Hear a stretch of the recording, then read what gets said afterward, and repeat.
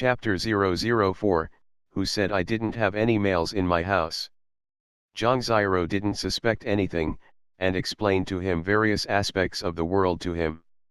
Yi Yun originally imagined that this was a world where martial arts was respected, but after listening to Zhang Ziro's description, Yi Yun realized that he had underestimated the importance of martial arts in this world. More precisely, this was a world where martial arts are life. In this world, humans had their own cities and campgrounds while the wilderness belonged to the wild beasts and desolate beasts. Humans risked the threat of being attacked by wild beasts or desolate beasts when out farming or hunting. Because of these monstrous huge beasts, it had limited the range of human activities. So among the commoners, there was a supply deficit. For a campground or a city, high-level warriors were a lifeline. Without the protection of the high-level warriors, desolate beasts could destroy the residents of campgrounds and cities in a night.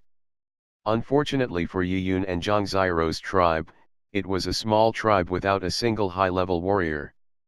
The entire tribe was in a precarious state, one that could be destroyed anytime.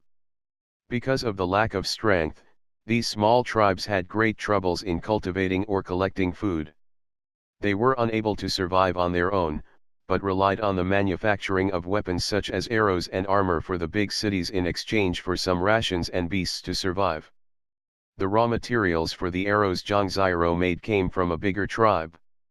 She was only in charge of manufacturing them. Yunur, go back in. Tomorrow I can exchange quite a bit of rations with these arrows. I can even exchange a piece of desolate beast meat. Do you still remember desolate beasts? Those were the strongest beasts, and only very large tribes were able to hunt them. Eating a piece gave a lot of strength. If one ate for prolonged periods, one could become a warrior very quickly. Zhang Ziro said it dreamingly, for if her brother could become a warrior, it would be absolutely splendid. It was a pity that they only had a chance to eat a desolate beast every few months. The hopes of becoming a warrior were destined to be an extravagant wish. However, in large tribes, the young had desolate beasts for their meals, and it was actually not considered valuable among the big tribes. Although desolate beasts were hard to hunt, a desolate beast was over 10 meters high and weighed a few tons. It was sufficient to feed 10 people for years.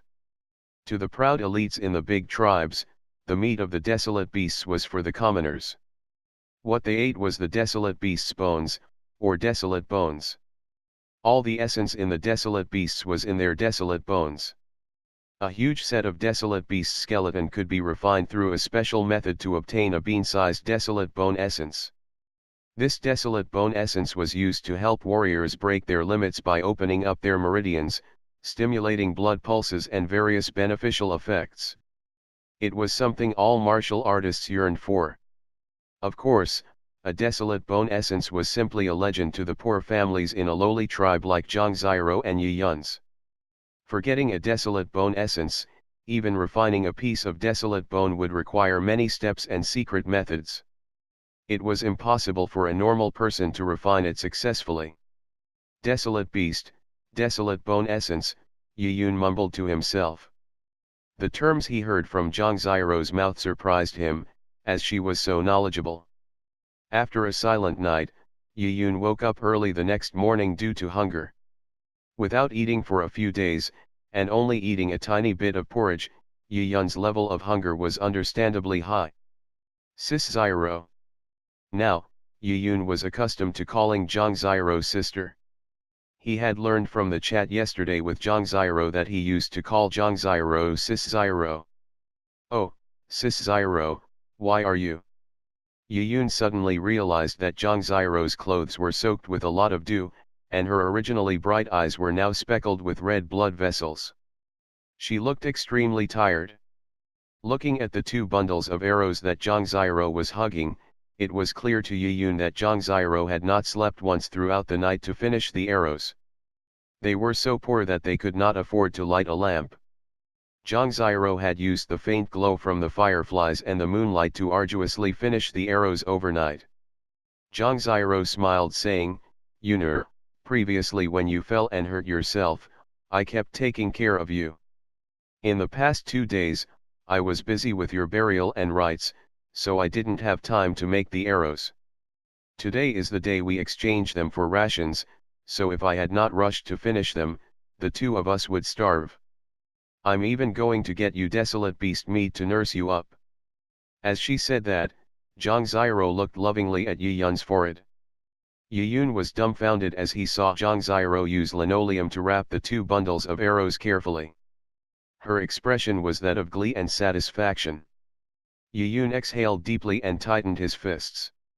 He was determined to give the sister who cared for him a much better life. "Let's go, it's time to collect our rations." Zhang Ziro held on to Yi Yun while carrying the two bundles of heavy arrows. She came full of anticipation to the Sun Valley field where the ration exchange was taking place. There were already many people gathered there.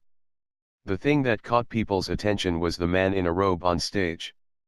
He looked approximately 25 and sat majestically on a beast hide-covered chair. A well-made sword hung by his waist. The man in the robe was lazily glancing at the suffering crowd as they busied themselves below the stage. These people were moving the bundles of arrows and the sets of exquisite leather armor. A person who looked like a treasurer recorded down every item that was moved. Standing beside the robed man was an elderly man dressed in yellow. He was all smiles, with a fawning look on his face. "Are the weapons and armor satisfactory, Lord Tao?" The elderly man bowed before him as his face wrinkled up. The robed man took a glance at the elderly man before snorting as a response. Although the robed man was full of disdain, the elderly man didn't betray any of his thoughts and carried on smiling. Lord Tao was an ambassador from a large tribe, and was in charge of collecting the weapons.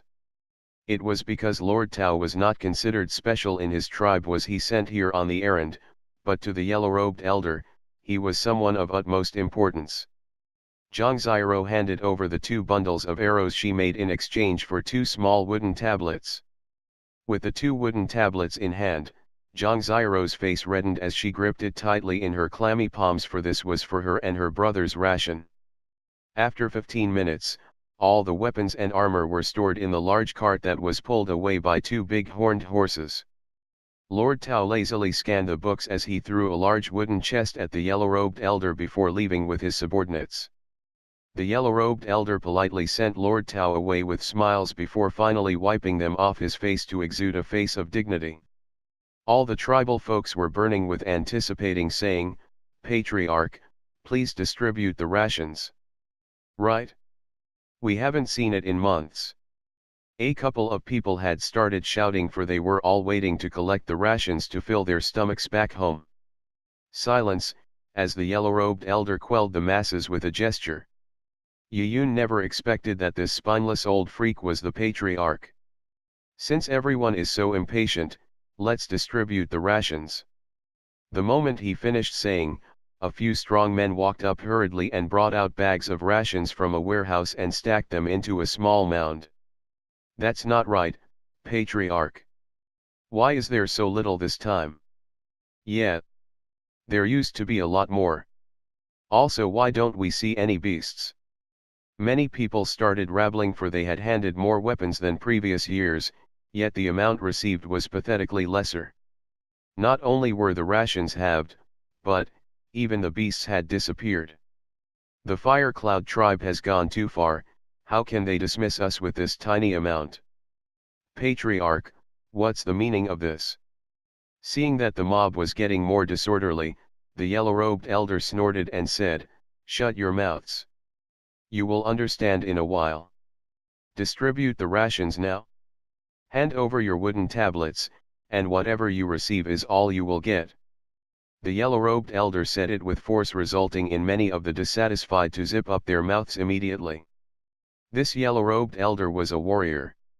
Although he was a low-class mortal blood warrior, he was definitely the tribe's pillar, so few dared defy him.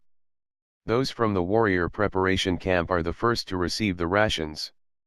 The moment the yellow-robed elder waved his hand, a group of men wearing animal leather walked forward.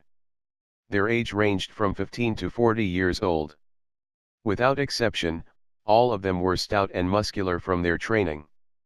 These people were members of the warrior preparation camp, and were the hope of the tribe. As young adults with good physical attributes, they were chosen from young for training. Besides hunting occasionally, they did not farm or manufacture arrows or armor. Besides, anything beneficial like food was first distributed to the warrior preparation camp. Because, if any of them were to become a high-class warrior, they would bring lots of riches to the tribe. Besides being able to protect, high-level warriors' output capabilities were extremely high as they were strong enough to go out into the wilderness to hunt. Just a few large wild beasts would be enough to feed the entire tribe for days. Without exaggeration, a single high-level warrior could sustain a small tribe. There were dozens of people in the warrior preparation camp, and because they never participated in the manufacturing, they naturally didn't have any wooden tablets, but each of them still took away a big bag of rations. The small amount of rations was further reduced by a fifth, but there were tens of times more people who haven't received the rations compared to the warrior preparation camp. From this, it was fated that many would starve. Zhang Ziyaro, who was by Yi Yun's side, grasped the wooden tablet tightly. Her face was pale, for their days were numbered if they didn't manage to obtain any rations. The people were solemn as the warrior preparation camp members took their usual share, which definitely meant there wasn't enough to distribute. Household with Tier 1 males, come collect your rations. The yellow-robed elder gave another order. In this world where martial arts was life, those males not from the warrior preparation camp received distributions proportional to their abilities. A simple test was that of strength. Being able to lift 300 pounds was a Tier 1 male. The lesser they lifted, the lower their tier. Those households with Tier 1 males heaved a sigh of relief and rushed forward to collect their rations. The wooden tablets were just for show. These households received much lesser rations than normal, but at least they received something. These households were originally wealthier, and would have surplus food. So even though their days ahead required them to be frugal, it wasn't a desperate situation. Household with Tier 2 males, come collect your rations. The yellow-robed elder opened his mouth again.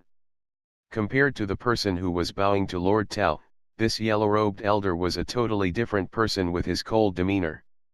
A Tier 2 male could lift about 250 pounds of stone. The rations they received were reduced greatly. The ration bags depleted rapidly.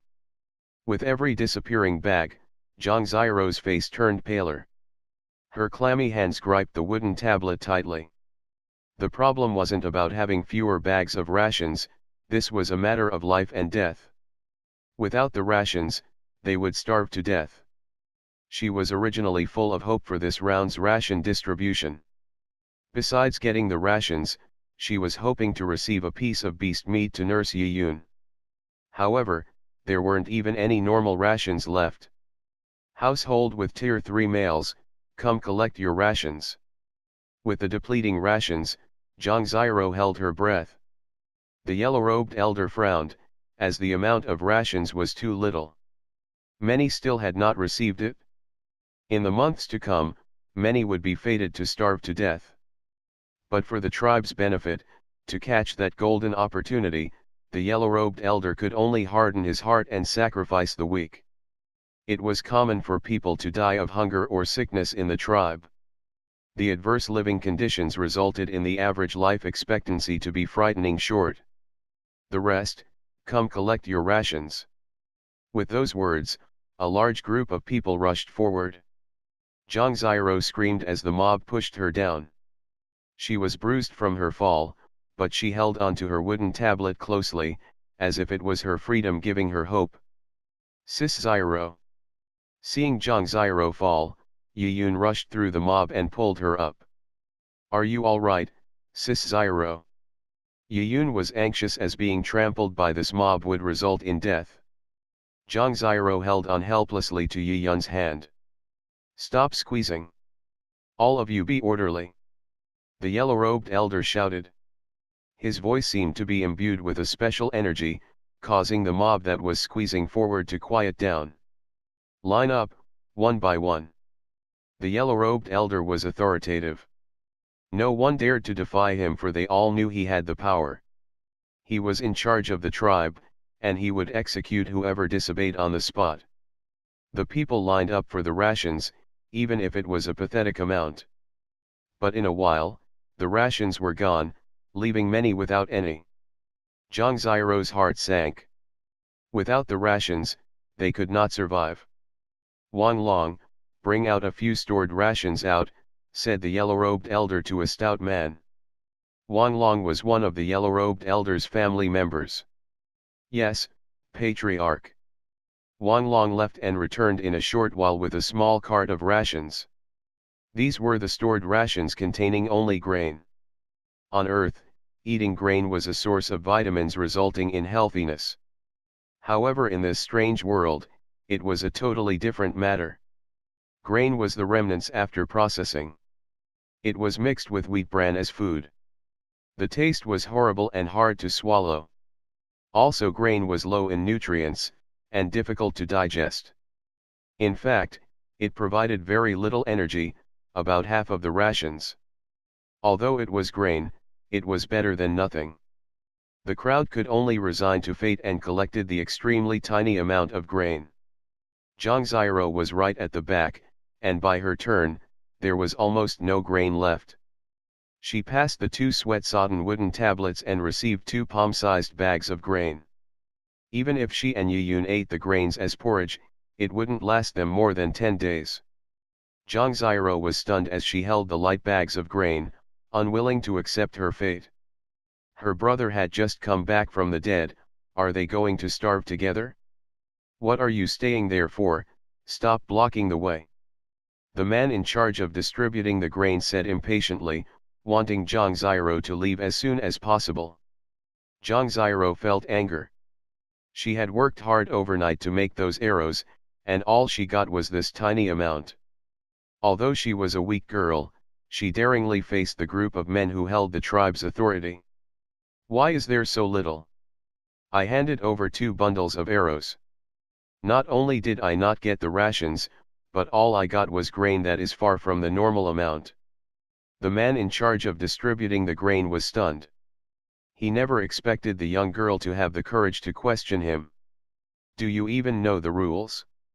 You are just a kid, and a young girl at that. Without any males at home, what's the point of having so much food? It would be a waste. In this world, the smaller tribes favored males. In the big tribes, there were various kinds of desolate beasts, and even desolate bones. So the differences between the 2 sexes didn't matter as much. But in a small tribe, a male's strength was an advantage gap that couldn't be closed. Few girls had the strength comparable to men. Being looked down upon, Zhangzairo shouted angrily, "Who said I didn't have any males in my house? There is one right here." Saying that, Zhangzairo grabbed Yi Yun's hand and stood beside him. Audiobook by Fragrant Pig 89. Please visit again for the next chapter.